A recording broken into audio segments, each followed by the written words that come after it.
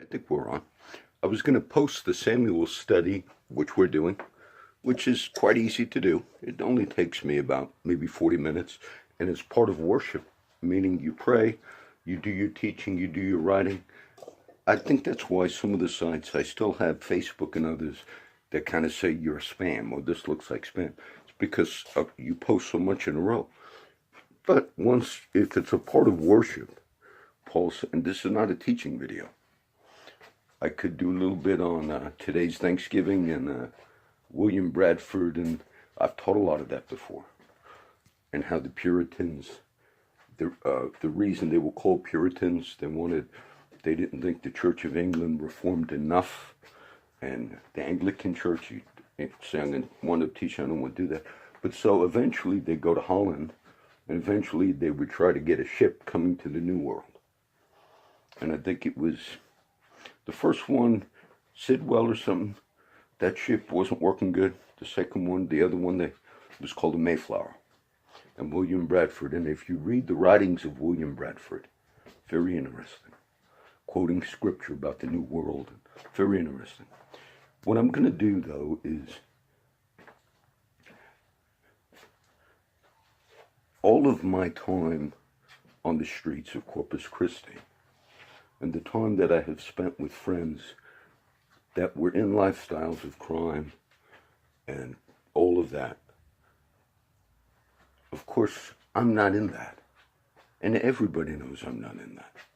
My friends on the street, John's on the up and up. And good cop, bad cop. So what I do is I try to pay attention to the stories. I told you some stuff yesterday that didn't come from the streets, that came from the wife of a cop. And that's why on some of the videos this last year, when I commented on some of those issues, I would try to indicate this did not come to me from, like, oh, the rumor, he's got these rumors of his homeless friends. No, they're not. One of the other things, in the part of the country I grew up, in the 70s, it was known, meaning people that were good cops, people that were bad cops, and people that were in the mob. There were people on the payroll. If you look at the famous lawyer, Mr. Trump, Rudy Giuliani, but if you look at his days as a prosecutor out of New York City, he played a very big role in taking down the mafia, okay? And the families, the 5 families. And it's interesting history, the development of Lucky Luciano and Bugsy Siegel and just the different things. It's a history. We don't glorify it, but it's a history. And so part of that, it was well known by everybody. If you listen to Giuliani on some of the documentaries that were made at that time, it said the American mob infiltrated and had cops and prosecutors and people on the payroll. That was well known, okay? So what we as people understand is the mystery of iniquity is a mystery, because you just wouldn't imagine how could people that are getting paid, overpaid in Corpus Christi, by the way, bankrupting the city, how could an element of them be so wicked? An element of them. Now, many stories, I don't seek these stories, but some that were indeed reported to me, by the way, by some that were victims of criminal felony cop abuse out of Corpus Christi, beatings to the almost point of killing. One was strangled in front of Paris Apartments in a cop car.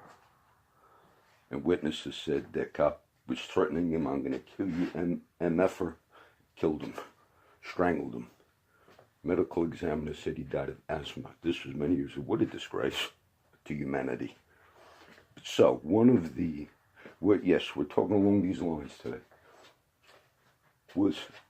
It was reported to me that at one time, over the years here, that the cops contacted people that were in underground just to say, we have to have a sit down. And according to the reports, the sit down was, meeting, and that's why I'm trying to give you a little bit of background of how we've had these things in society. But in the meeting with the cops and people that were in organized crime out of South Texas, the cops told them, basically, look, these are the good guys on our department, and these are the underground guys. That's what the guys told me. And that we need to come to some resolution. There's some of us that work with you in the drug trade and everything else. We work together with you. There's some of us that we don't believe it's right for us to do that. And my friends told me they were shocked that it was such an open meeting with criminal organizations out of South Texas, sort of like the drug trade spilling from Mexico and so forth. Okay? And that they basically said we got to come to some type of resolution because the citizens in the community, the ignorant sheep of the community, seem to think we're all outstanding officers. And of course, we all know at that meeting that many of us work with you in corruption, in collusion, in hits, in drug deals, and all this. And so, here was the deal that was proposed, I guess, at that time. We're going to let you guys, you do your stuff. Like you have your lives of crime and so forth. You do the things, you kill each other, you shoot, you murder, you do, okay. We're not going to really, we just want to make sure that doesn't spill over too much into the private community. But do what you got to do. Those of us that are bad, from what I'm remembering, the good cops were maybe the ones holding the meeting at that time and said, we want you to know we're the ones that if something, really bad happens, you can contact us. There's others that you can't. They're like you. Now, supposedly this came from a sit-down with CCPD, with the underground criminal activity of South Texas, which is amazing to me. Now, I don't believe every story I hear on the streets. But then that's where you heard me mention about Jim Lago again, Chief Markle yesterday. And oftentimes I hear the chief himself basically say the same thing in public forums. And I've heard it more than once where he said, well, the citizens don't really have nothing to worry about because these targeted break-ins to homes and whatever they call it, the mob breaking into a home. Now I have kind of heard him say that, which gave credence to these stories that were reported to me. Now, that's the way it is here. We understand that. I really assume that a lot of the young officers, we have a lot of young female cops. And I know that they're not part of that. These would be the old guard, which in my mind, how much Chief Markle was involved and how much he knew about this, but he's been around for years. So nobody that rose the ranks in this region would be unaware of what I just told you. And I assume that again, why would they put the picture of a bank robber, which honestly to me looked like a cop, and then change it, which I put that on Facebook. I'm assuming a lot of the young girls, that are good, fine CCPD people, some of the men are too as well, that, something comes in, here's a report, get the picture out, and then like the gun incident of the stolen gun, they send a report to somebody, your gun will never be recovered, we've determined this crime will not be solved. I was like, why would you even send that? And then I showed it on a video and, we found a gun. So maybe the others that are on the other side of that aisle, kind of like, no, don't send that out. It's an organization like any fire departments or organizations, police departments. So there's a degree of people that might have innocently put a picture out. Oh, we have a reported bank robber, put the picture out. I said, oh, damn, that's so-and-so. That's brother so-and-so. That's brother Mike or whoever. Change the picture quick, and then they go to the girl that contacts the media, quick, change the picture. I don't think the Color Times would have covered that up. They said, we got a better picture, and the other picture, it's very unclear. The cop of the bank robber's head's down, but it shows a Batman book. Okay. Why would you do that? Why would you put one? Because maybe they didn't realize in the beginning. Now, I'm not saying, Mr. Markle, if it is a cop that's robbing banks or downloading child porn and those other things, he's probably trying to come to, like, the officer said he was thinking of quitting, supposedly. So maybe they're saying, look, we need you to leave because there's too many felonies. You can't go around committing too many. We permit a certain number. So what I would like the public to understand is the history of this type of corruption is not new to our country. This history of this type of corruption has gone on since the beginning of law enforcement in all of this country. I was shocked to realize they operate that way out of Corpus Christi, Texas. That's why when you say, oh, John puts Little Mexico and Corpus Christi is no different than, that's where you see me put those. That's where you see me put those. The way that they should have dealt with the corruption in this department was not covering it up, was not telling a victim of an assault by an officer, which was an illegal felony assault. You don't contact the victim and say, we promise we'll never do it again. Then that cop can show up later and make a statement that says, oh, we caught the guy that beat you up. We sent him out of town, and it's the cop that beat him up. Meaning, what a disgrace of, what were those shows about the Keystone Cops? Then I see the political people that are not aware of a lot of this. And then they say, we need more money, we need more cops, we need more money, we need... Any organization, whether it be a port, whether it be a fire department, whether it be a business, a McDonald's, when you see severe problems, you also say it's not just pouring more money into it. Mr. Lago, the conservatives and all, the normal conservative line is you don't pump more money into a system. You look at what's, not functioning right in it as well. That's a big thing here. That's just not looked at. And so it surprised me. And the only way I could, when I heard many of these accounts over all these years, I realized some people in this community, elders, leaders, they probably have an idea. And even in our political scene, every now and then, like people running for mayor and all, every now and then, somebody would slip, say, you got such a disgrace and problem in the corporate, and then right away they take the Facebook post down. And this has happened multiple times. And then others would say, oh, they said it on Facebook, and the Cold Times would say, oh, and then they removed it. So these people are scared shitless. We're going to get murdered. Now, the other thing that some of my friends who watch my videos and know all this, we've come to an understanding that the criminal element of the CCPD, or of law enforcement in general, have been involved throughout years in murders, homicides, killings, drug dealings, everything under the sun. Because that's a fact and reality of our life in the U.S.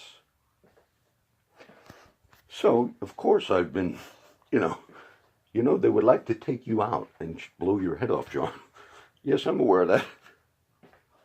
And that's happens. This is not, they kill bloggers in Mexico and reporters and all this stuff all the time. This is not uncommon when you get this far south. And I'm sure they, but the thing that upset a lot of my friends in the street that were in these types of meetings I just revealed to you was when they targeted my family. Because there are rules, even in the collusion of corrupt cops and the underground, there are rules. One of the rules is you don't go after the kids. And so, my friends who see all of this, and they know all this to be absolutely true, were very mad. They said, you weren't supposed to target John's kids. In discussions with criminal cops. You're not supposed to. We understand if you want, and you manage to murder John, that in this part of our country, we don't want that to get out, but we understand that goes on here, and we know that, and we're trying to do our best here with the criminal side, the good side. They're all not the corrupt ones. But my friends were mad when they targeted my family. Now, whether they had contacts with the corrupt side and said, look, it's unbelievable here. And then, and then I see the community speak about it. And then I hear the chief, Mike Markle, and things are going good, and we're going to make sure people keep the grass cut, and it cuts down on crime. They said things like that. And I think, what a bumbling Keystone Cop, corrupt criminal enterprise is being run out of Corpus Christi, Texas. And I recognize there are people that don't want to believe the reality of the mystery of iniquity, meaning, how could things be like easily? How could Officer McChester have been, if you will, sexually assaulting a young girl that attended at a school system in Corpus Christi? People don't want to believe that, and then finally, he was sent up. The other cop that kind of covered for him, as far as I know, is still on the job, that lied about a certain thing during that investigation. Okay, so people don't want to believe these things happen. Whether the child porn, whether the bank robbery, whether the way the chief here would deal with it, I could see it. It's not, they don't want breaking news on the Corpus Christi caller, that cop arrested for child porn. So what they do is they kind of like put pressure on that officer if they know he's committing felonies. But what my disagreement is, if they had felony assaults and all, and you let those guys continue, they had a history of it, that's also a criminal activity against citizens of the community. And you still deal with it in-house. Like, we'll demote you. No, you're putting the lives of certain people at risk by permitting that. And so that does indeed go on. And I would just honestly say to people watching these videos and to people that are seeing some of these things,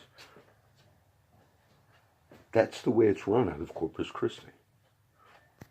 And you say, John, but it hurts our economy. Look, the best thing you could do for your local economy, those that are always bowing at the god of money, they want to cover this up, they want to let this go on, they want to do their best.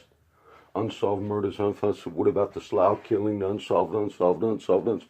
Some of them, maybe it's because it was the bad side that was part of it. Do you understand these things? You're just beginning to see the light.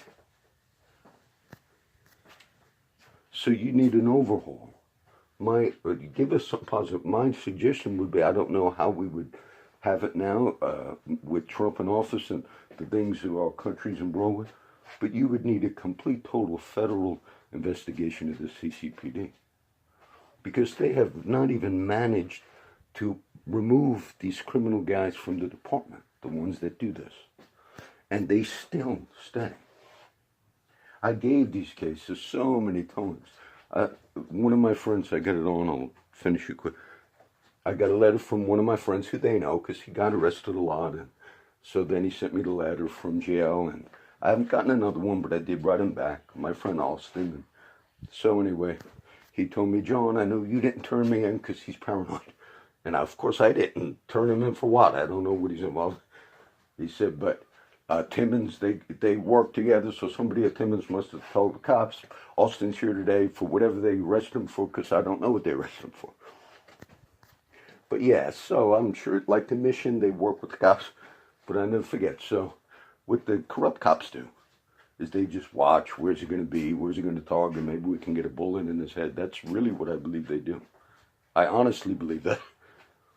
But maybe they figure John's too prominent, with all those blogs, he thinks he's worldwide. God's honest truth. So I picked up the guys at Timmons to do like a beach baptism. I would take them once a week to Padre Island, and I told the guys, let's just swim. Let's go once a week and enjoy the ocean. I was doing Bible studies with them, and they looked forward to it. My friend Henry liked it because I gave him a ride just close. We're very close to the beach. It's beautiful air if it wasn't so corrupt and criminal. Sure enough, when I got in the car with the guys heading over JFK Causeway, the bridge that goes from Flower Bluff to Padre Island, when I got over the bridge, there was a beach patrol lady. I remember she was very fat and ugly. But I didn't know at that moment it was her. But she was like going to the bridge, and we were coming to the island. And I always got to keep my eyes out for, law enforcement, because you never know if you get the good or the bad. But then they did like a U-turn, came through this section you can do the divided U-turn, okay, and then followed me for quite some time because I was not at the island yet. And then I think I turned down Whitecap, which is one of the pretty streets on Padre Island that takes you to the ocean. And I had about 5 of the homeless guys with me because we're going to do this little thing. One of the guys had his backpack in the trunk, and he asked me if I could drop him off before we got to what's called Bob Hole Pier. I think he was camping in the dunes, like closer to where the hotels are, either way. But I noticed this beach patrol officer is still following me all the way. And then when I stop, with the guys, I told them, you can't drink in the vehicle. If you guys are going to drink, you got to wait until you get to wherever the island, if you're going to drink, but not in my vehicle. They knew the rules. And then when I stopped the vehicle, the same one I'm in now, by the way, this woman, then I knew it was a fat, ugly woman, she pulled up behind me. This is strange. I still got this speech sticker, by the way, on the windshield. It's from 2014. It's old now. But I had to get one just in case the cops said, what are you doing out? Well, taking homeless guys with me. But she pulls up behind me, and when I open the trunk to get she gets out of the vehicle and looks at me, and I could tell something was up. And she looks a little intimidated. I said, yes, dear. Do you have the beach sticker on your car? Now, who would follow you 2 fucking miles from the bridge of gold, and not even look, because I wasn't even parked there, stopped for a second. I said, by the way, actually, I do have one there. Did you even bother to look? She didn't want to look. And she's looking at me. What do you want? That bastard, corrupt criminal cop called Timmons and said, tell me when John leaves. Now, you have murders, killings, that some of you are involved in them, but you have time with your overrated or bankrupt in the city to lie your ass off, because that cop called and then contacted the beach patrol and said, there's some guy driving drunk, lied his ass off. These are criminals. These people are criminals. They are an unstoppable criminal crime. That's what happened. And gave the identification license plate because he was calling, that officer was calling Timmons. Is John there today? John? What a bunch of just... Why do you think you have a crime problem? That same officer, they did a drug raid here in Flower Bluff, in a trailer park. After they did the raid, that cop went in civilian clothes and confiscated all those guns from the people that were arrested. It was reported to me. You said, these are fake. No, I told the Internal Affairs 5 years ago about that one. And he knew all this was true. In essence, they know that an element of them are the sit-down meeting. Some of us are criminals, and some of us are not. And we want you, underground mob, to know that we're the good ones, and if you have a severe thing, for instance, if the bad ones collude with the murder and all, and they're not supposed to target the kids, in essence, everybody on the street in that underground world understood that, yes, they want John to kill him. They want to murder him, put a bullet in John's head. That element, yes, everybody knows that. I'm fully aware of that. But my friends got mad because they crossed the line when they targeted the kids. And so I don't know if they had another meeting, but they basically said, no, that's breaking the rule. So even the criminal element can't even live up to the criminal standard. For instance, the mafia in New York, New Jersey area, you had a standard. You don't whack the kids. They're just so bungling, even the criminal element can't. So that was just, well, I could give you so many. So many. I took Shrek and Tammy to, they were going to get help with a bus ticket at Benjamin Moore Paints, which I've never been to, here in Corpus Christi, because I used to paint in Kingsville years ago. But there was a Christian guy, they were going to help my friend Shrek get a bus ticket, I'd go to Houston. But so the first time ever in the Benjamin Moore Paints on Staples Street, close to the cop shop, the main headquarters of the righteous ones. And so I go in with Shrek. And there, he was a nice guy, Christian man, helped Shrek with a bus ticket. But because I've never been there before, if somebody was pinging my phone illegally, just tracking me down, they would think, where the hell is he at? If it was a criminal cop.